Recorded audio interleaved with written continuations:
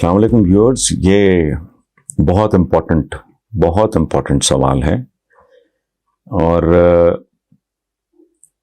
یہ وشال ٹھاکر صاحب نے بھیجا ہے جو اس وقت مقیم ہے Wellington New Zealand.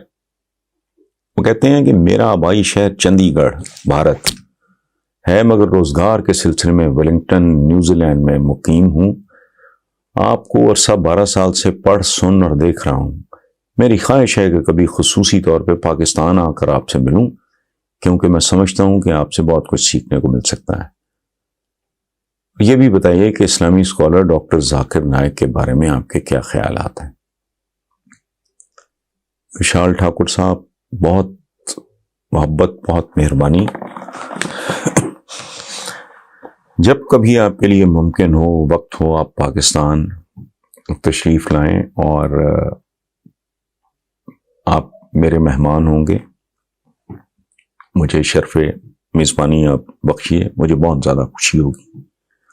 You can come and stay with me for as long as you want، اور آپ اسے ریگریٹ نہیں کریں گے۔ You will enjoy your stay with me، پہلی بات۔ دوسری بات، ہم لوگوں کی بدنصیبی، پہلے ہم لوگوں کی بات کر رہے ہیں، آپ کی میری۔ آپ نے حوالہ دیا ہے ڈاکٹر ذاکر نائک صاحب کا، تو پہلے ہم وشال ٹھاکر اور حسن نثار کے درمیان کی دیوار گرا کے اس خطے کے دو افراد کے طور پہ آپ نے لکھا ہے کہ میں روزگار کے سلسلے میں نیوزی لینڈ میں مقیم ہوں۔ میں بھی ایک زمانے میں روزگار کے ہی سلسلے میں بیرون ملک تھا، اور مجھے اپنے ان دنوں سے سخت نفرت ہے۔ کسی بھی ملک کے لیے یہ بات بہت افسوسناک ہونی چاہیے کہ اس کے شہریوں کو رزق کی تلاش میں دوسری زمینوں پہ جانا پڑے۔ بہت دکھ بھری بات ہے۔ یہ ہمارے حکمران بھی شاید بد دعائے ہوئے ہیں، ان کو سمجھ نہیں آ رہی یہ بات۔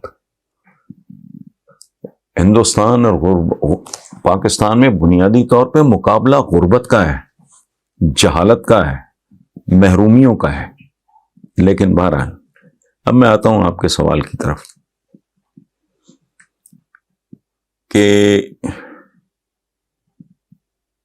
سوال آپ کا بیسیکلی تو صرف یہی بنتا ہے کہ اسلامی اسکالر ڈاکٹر ذاکر نائک کے بارے میں آپ کے کیا خیالات ہیں۔ پہلی بات یہ ہے کہ میں نے ڈاکٹر ذاکر نائک صاحب کو کم سنا ہے، بہت ہی کم سنا ہے۔ ہمارے یہاں دورے پڑتے رہتے ہیں ادھر، کبھی وہ فلانا بین ہو گیا تو فلانا بین ہو گیا۔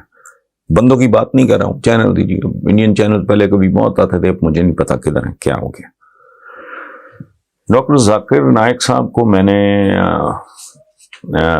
جتنا بھی سنا ہے وہ اتنا نہیں ہے کہ میں ان کے بارے میں کوئی بات کر سکوں، لیکن جتنا بھی سنا ہے اس کے نتیجے میں میری ذاتی رائے یہ ہے کہ وہ ایک بائل آدمی ہے۔ وہ ایک انتہائی پڑھے لکھے، اپنے سبجیکٹ پہ انہیں کافی کمانڈ ہے۔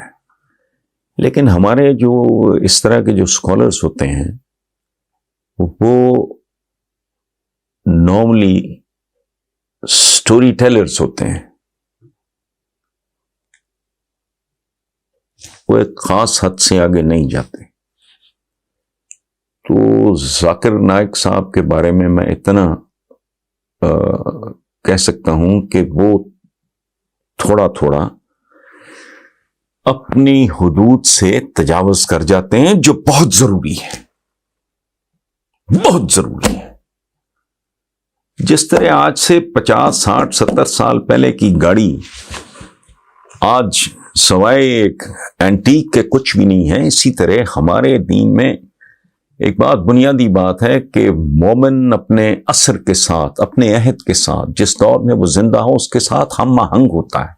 ہمارے یہاں کانسیپٹ ہے اجتہاد کا، ٹھیک ہے، ہمارے یہاں ایک لفظ استعمال ہوتا ہے جیسے یہاں کہتے ہیں شریعہ فلوئنگ واٹر ہے، بہتا ہوا، مسلسل بہتا ہوا پانی، جس کے آپ کو سورس کا بھی پتا ہو کہ یہ کس چشمے سے آ رہا ہے، اس چشمے کا مالک کون ہے، وغیرہ وغیرہ. اس سے کہتے ہیں شریعہ، بہتا ہوا، مسلسل بہتا ہوا پانی. یہی شریعہ اگر رک جائے، یہی پانی اگر رک جائے تو وہ کریہا میں بدل جاتا ہے. اس طرف میں نے اپنے جو مذہبی اسکالرز ہیں، میں نے ان میں سے شاید ہی کبھی کسی کو صحیح معنوں میں فوکس کرتے دیکھا ہو.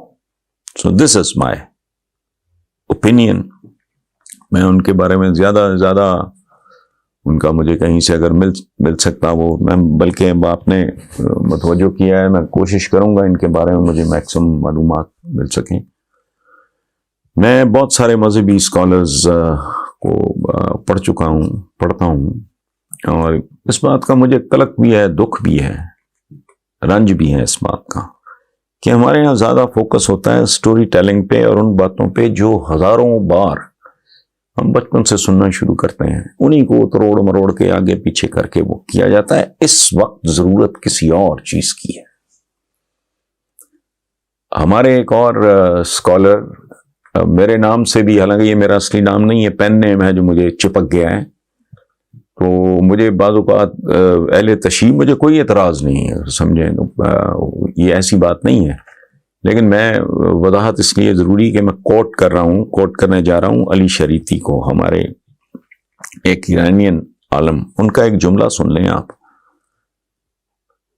دین اسلام کے بارے میں. آپ نے کہا نا اسلامی اسکالر، تو اسلام کے حوالے سے علی شریفی صاحب نے کمال کا ایک جملہ لکھا. اگر کوئی آدمی اپنا دماغ استعمال کر سکتا ہو تو اس کو ہر سوال کا جواب مل جائے گا. انہوں نے اسلام کے بارے میں لکھا تھا، میں نے ان کی کسی کتاب میں پڑھا، changing rules for the changing needs and unchanging rules for the unchanging needs. پھر رپیٹ کرتا ہوں، میں تو تنہائی میں سمجھے اس کا ورد کرنے والا آدمی ہوں، اور برساں برس ہے مجھے یہ ہانٹ کرتا ہے جملہ. Changing rules for the changing needs, unchanging rules for the unchanging needs. آج جنگ آپ تلوار سے نہیں کرو گے، گھوڑے پہ بیٹھ کے نہیں، F-16 پہ بیٹھ کے کرو گے. بے پناہ تبدیلیوں کی ضرورت ہے، اجتہاد کی ضرورت ہے، جس کا دروازہ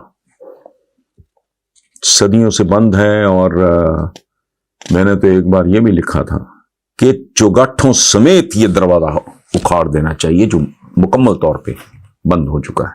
بہرحال اس سے زیادہ کبھی زندگی میں ملاقات ہوئی آپ سے تو پھر بات کریں گے.